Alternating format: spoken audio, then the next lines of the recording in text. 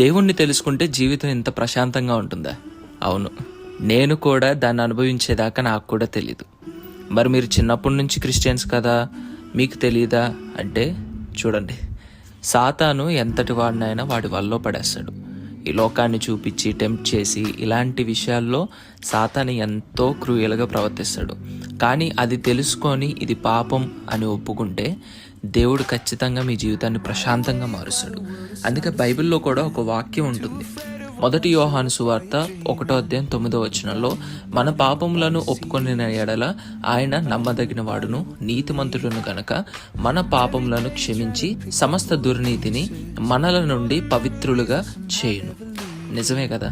మనం ఒకటే అడగాలి, ఈరోజు నాకు మంచి జీవితాన్ని ఇచ్చినందుకు థ్యాంక్స్ గివింగ్ చెప్పండి దేవునికి. అంతేకాదు, నాకు డబ్బు కావాలి, ఆస్తి కావాలని అడగటం కాదు, ప్రశాంతమైన జీవితాన్ని ఇవ్వు నాయనా అని అడగండి. ఎంతో డబ్బులున్న వాళ్ళకు కూడా ప్రశాంతమైన జీవితం దొరకదు. అది నేను తెలుసుకున్నాను, నువ్వు కూడా తెలుసుకో.